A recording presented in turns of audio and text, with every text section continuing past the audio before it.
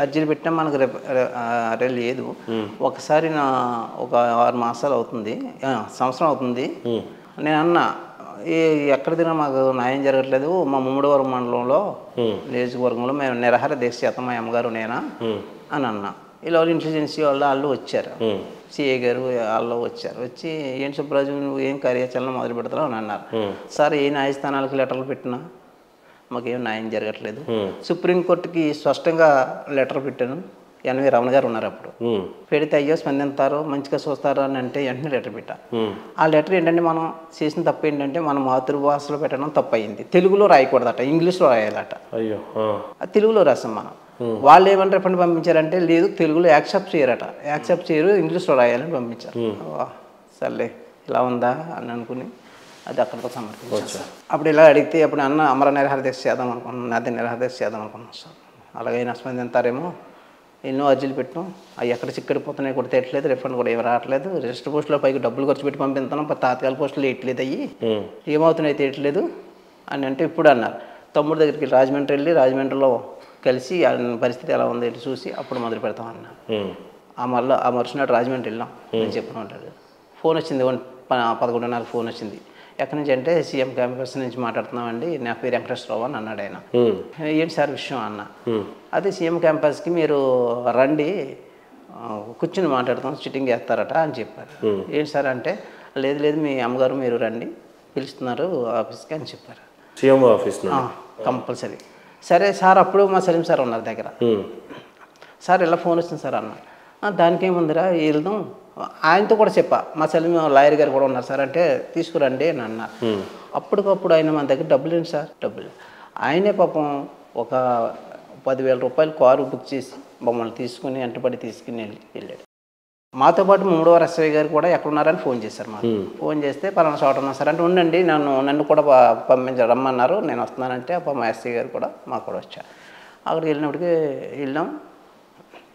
అక్కడికి వెళ్ళిన తర్వాత ఏమన్నారంటే మళ్ళీ తిరగబడి సీఎం గారు బిజీ షెడ్యూల్లో ఉన్నారు, అదే నెక్స్ట్ వెళ్తాం అన్నారు.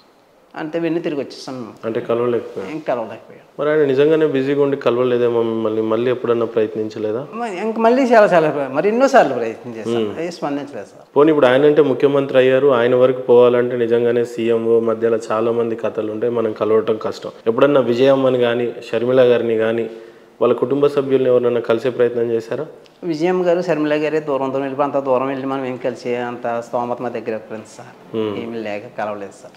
కలవన ప్రశ్న చేయవలసిందే సీఎం గారు కదా సార్. రాష్ట్రం పరిపాలించే సీఎం గారు ప్రతి పేదవాడికి న్యాయం చేస్తున్నాడు.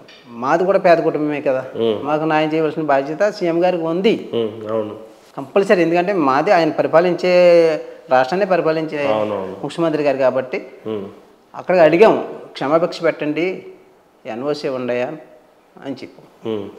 అయినా కానీ మనకు స్పందన రాలేదు. ప్రధానంగా అసలు మీ తమ్ముడికి బెయిల్ రాకపోవడానికి గల కారణాలు ఏంటని చెప్పారు అడ్వకేట్? ప్రధానంగా అయితే ఇప్పుడు ఎన్ఐఏ ఉంది కదా, నేషనల్ ఇంటెలిజెన్స్ ఏజెన్సీ, దానివల్ల అయితే కొంత టైం పడుతుంది, అది ఉగ్రవాద సంస్థ సంబంధించిన సంస్థ అని చెప్పారు సార్. దానివల్ల అయితే పడుతుంది అన్నారు. వాళ్ళు కూడా అది రిపోర్ట్ ఇచ్చేసారు.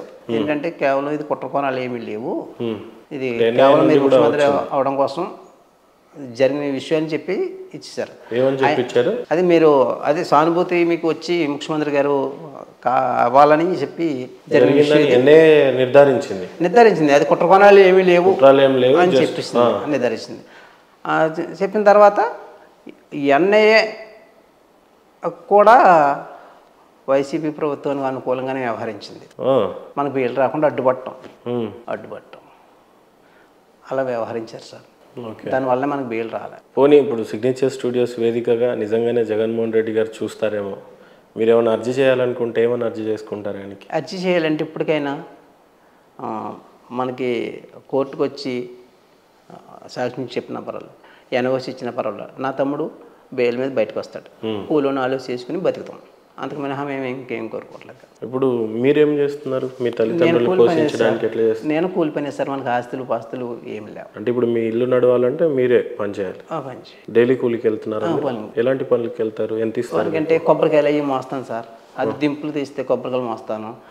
మిగతాది వరి పంటలు అయ్యి అంటే యంత్రాలు వచ్చేసి ఇప్పుడు పనికి ఎవరు కేకెట్లా. ఇప్పుడు ప్రతి పనికి కూడా యంత్రాలు వచ్చినాయి. పని చేసుకునే వాళ్ళకి కూడా చాలా కష్టంగా. ఇల్లు ఉందా మీకు? ఇల్లు కట్టుకున్నాం సార్. మీ క్యాస్ట్ ఏంటి? ఎస్సీ మాలండి. ఓకే. ఇల్లు వచ్చిందా మీకు? ఇప్పుడు గవర్నమెంట్లు కూడా డబుల్ బెడ్రూమ్ ఇల్లు లాంటివి ఇస్తా ఉన్నాయి. అటువంటిది ఏం లేదు సార్. రాలే. లోన్ అయితే వచ్చింది. ఓకే. 2 లక్షల రూపాయల లోను. మళ్ళీ ఇంకొక 5-6 లక్షలు అప్పు చేసుకుని. అంటే గవర్నమెంట్ నుంచి ఏం రాలేదు కానీ మీరే సొంతంగా లోన్ పెట్టుకొని కట్టుకున్నారు. అప్పుడు టీడీపీ గవర్నమెంట్లో అంతకుముందు నుంచి లోను ఇల్లు కట్టుకుని అంటున్నారు సార్. అది ప్రొపోజల్లో ఉండిపోయింది. అప్పుడు చంద్రబాబు నాయుడు గారి పరిపాలనలో మాత్రం అది లోన్ 2 లక్షల రూపాయలు గవర్నమెంట్ రూల్స్ ప్రకారంగా వచ్చింది. కట్టుకున్నాం సార్. సొంతంగా మీరే కట్టుకున్నారు లోన్ సార్ లోన్. అచ్చా. ఇప్పుడు జగన్మోహన్ రెడ్డి గారు అందిస్తున్న పాలనలో ఇప్పుడు బియ్యం ఫ్రీ అంటున్నారు.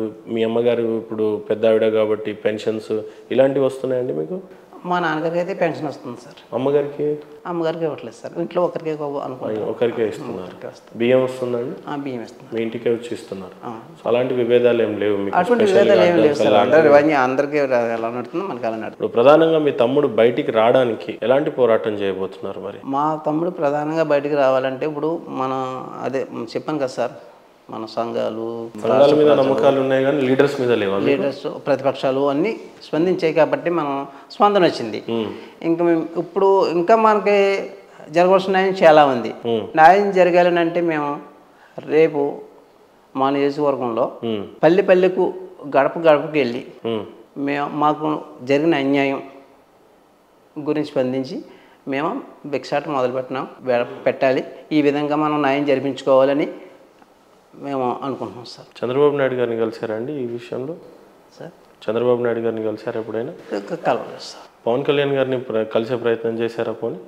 కలవలేదు సార్. కలవలేదు. ఎప్పుడైనా పవన్ కళ్యాణ్ గారు స్పందించారా పోనీ ఇలాంటివి ఎప్పుడైనా చూసి? నేను టీవీలో చూస్తూ ఉంటాను సార్. కోడికత్తి విషయం ఏం జరిగింది, వాళ్ళు ఇబ్బంది పడుతున్నారు అని పాపం ఆయన చాలా సార్లు టీవీలో చూసి వాళ్ళు సరే స్పందిస్తున్నా. మీ అడ్వకేట్ గారు మీకు ఎలాంటి ధైర్యం కల్పిస్తున్నాడు శ్రీనివాస్ విషయంలో? ఎప్పటికి బయటకు వస్తారని ధైర్యం ఇస్తున్నాడు? అయితే ఇప్పుడైతే మనకు కొద్ది స్పందన వచ్చింది కదా సార్. బెయిల్ ఆర్డర్ అయింది అంటున్నారు. ఎప్పుడు వస్తుందని ఎదురు చూస్తున్నాం సార్. అంటే తొందరలో బయటకు వస్తాడని చెప్తున్నారా మీ అడ్వకేట్? ఎలాంటి రెస్పాన్స్ వస్తుంది? తొందరలో బయటకు వస్తాడని చెప్తున్నారు. ఇప్పుడు మీ తల్లిగారిని అయితే ఆరోగ్యంగా చూసుకునే బాధ్యత మీదే. అయితే మరి ఇప్పుడు నిరాహార దీక్షలు లాంటివి ఏమైనా చేస్తే ఆమె ప్రాణం పీదికి వస్తే అల్లరి ముద్దు పెంచుకున్న పిల్లోడు చేతికి వచ్చినోడేమో జైల్లో ఉన్నాడు. పోనీ ఆయన తిరిగి రావాలన్నప్పుడు తల్లి చూసుకొని కొన్నాళ్ళైనా ఉండాలి కదా. ఇప్పుడు 5 ఏళ్ల క్రితం మీ అమ్మగారు అయితే చాలా ఆరోగ్యంగానే ఉండుండేనేమో కొంత. డైలీ బెంగతో ఉపదేమ పథకానికి వెళ్తుంది కదా సార్. ఇప్పుడు కూడా వెళ్తుందా? అప్పటికి వెళ్తుంది సార్. ఉపదేమ పథకంలో వెళ్ళాలి సార్, తప్పదు. ఇప్పటికి ఉపాధి హామీ పనికి వెళ్తామంటే సార్ పరిస్థితులు బట్టి ఆమెకు నడిచే పరిస్థితే లేదు కదండి. అవును సార్. అదే సైకిల్ మీద తీసుకెళ్ళి దింపుతాం, ఏదో అంతకొంత పని చేస్తుంది. బట్ ఏమైనా కొద్దిగా ధైర్యంగా ఉండమని చెప్పండి మీ అమ్మగారిని. కొద్దిగా రేపో మాపో మీ అడ్వకేట్ గారు కూడా ఖచ్చితంగా మన స్టూడియోకి వస్తా అని చెప్పారు. ఆయనకి ఏమైనా ఇది ఉంటే ఖచ్చితంగా పెద్దవాళ్ళని కలిసే ప్రయత్నం చేయండి జగన్మోహన్ రెడ్డి గారిని. లేదు అది కాని పక్షంలో కొంత న్యాయ పోరాటమైనా చేయండి. తల్లిగారిని కొద్దిగా ధైర్యంగా ఉండే ప్రయత్నం చేయండి. ఓకేనా? థ్యాంక్ యూ సో మచ్ మా స్టూడియోకి వచ్చినందుకు. నిజంగానే మా స్టూడియో వేదికగా నిజంగా సుబ్బరాజు గారు చూసిన వాక్యాలు చూసి ఏ వైఎస్ఆర్సీపీ లీడర్లో లేకపోతే ఇంకెవరైనా స్పందించి నిజంగానే మీకు స్వచ్ఛందంగా సాయం చేసి మీ తమ్ముడు చేసింది ఎంతవరకు తప్పో మరి ఏంటో మనకైతే తెలీదు.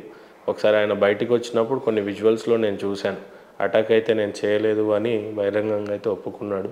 మరి బెయిల్ ఇచ్చినట్టే ఇచ్చి కోర్టు కూడా ఎందుకు రిటర్న్ మళ్ళీ రిమైండ్ చేసిందో తొందరలోనే మీ అడ్వకేట్ గారిని అడిగి తెలుసుకుంటాను నేను. Thank you so much.